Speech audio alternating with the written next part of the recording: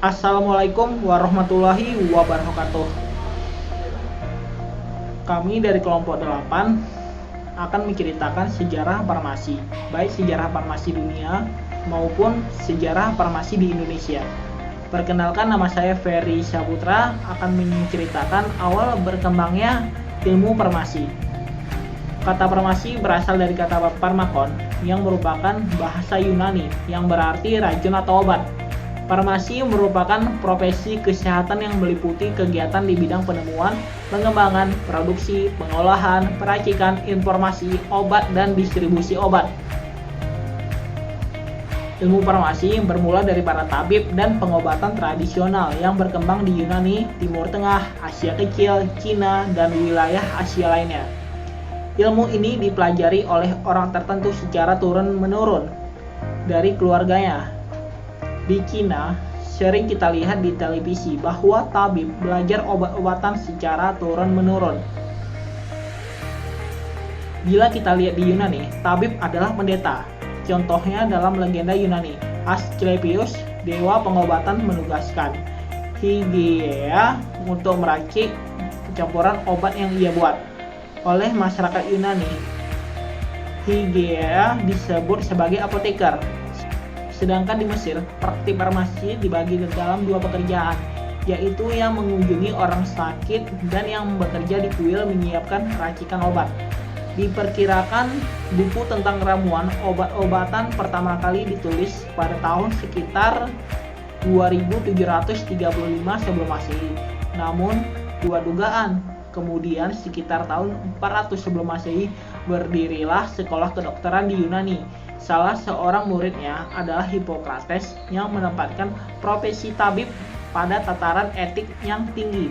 Setelah itulah baru farmasi secara perlahan berkembang. Perkenalkan, nama saya Rifda Febardan. Saya akan menceritakan perkembangan farmasi pada abad ke-8.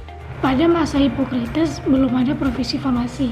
Pada saat itu, dokter sekaligus menjadi apoteker dalam menyediakan obat. Semakin lama, dalam menyediakan obat semakin sulit. Oleh karena itu dibutuhkan satu orang dengan keahlian khusus untuk menyediakan obat.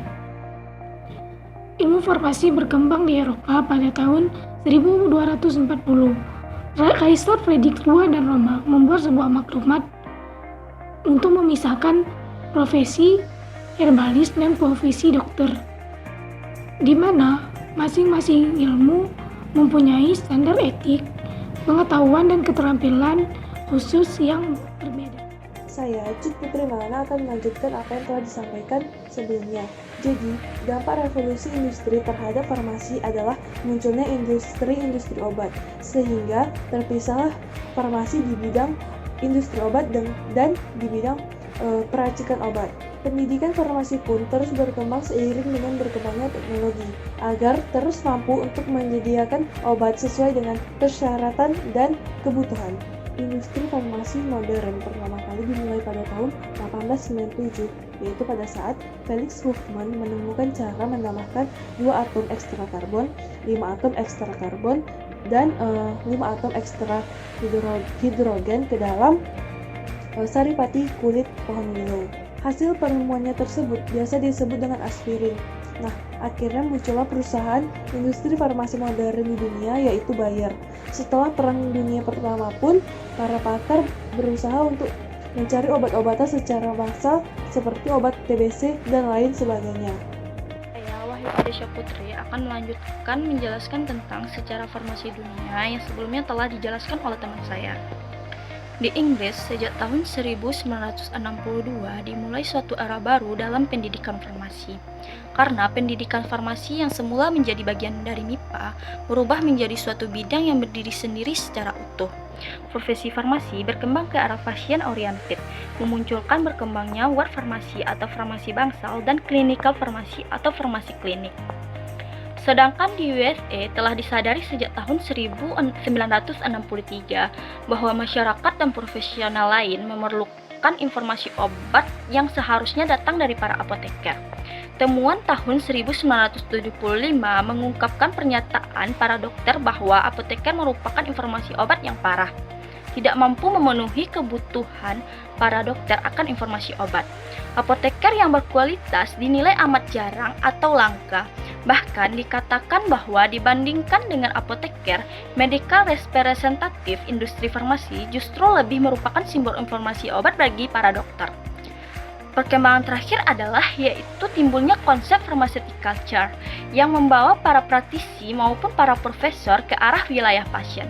Secara global, terlihat perubahan arus positif farmasi menuju ke arah akarnya semula, yaitu sebagai mitra dokter dalam pelayanan pada pasien. Apoteker diharapkan setidak-tidaknya mampu menjadi sumber informasi obat baik bagi masyarakat maupun profesi kesehatan lainnya, baik di rumah sakit maupun di apotek atau dimanapun apoteker itu berada. Perkenalkan, nama saya Rifda. Saya akan menceritakan secara singkat perkembangan farmasi Indonesia. Perkembangan farmasi Indonesia awalnya sejak didirikannya pabrik Kina pada tahun 1856. Kemudian terus berjalan hingga tahun 1950. Pada saat itu, barulah munculnya perusahaan-perusahaan lokal yang ada di Indonesia, seperti Kimia Farma, Indofarma, dan KOS, dan lain-lainnya. Di dunia pendidikan sendiri, perguruan tinggi farmasi pun dibuka di berbagai kota. Tonggak sejarah profesi apoteker yaitu sejak didirikannya perguruan tinggi di Klaten yang kemudian menjadi Fakultas Farmasi di UGM. Saya perwakilan dari kelompok 8 Farmasi kelas A tahun 2019 mengucapkan terima kasih kepada Pak Teddy Kurniawan dan orang-orang yang telah menonton video ini. Semoga dapat bermanfaat bagi kita semua. Wabillahi taufiq wa hidayah. Wassalamualaikum warahmatullahi wabarakatuh.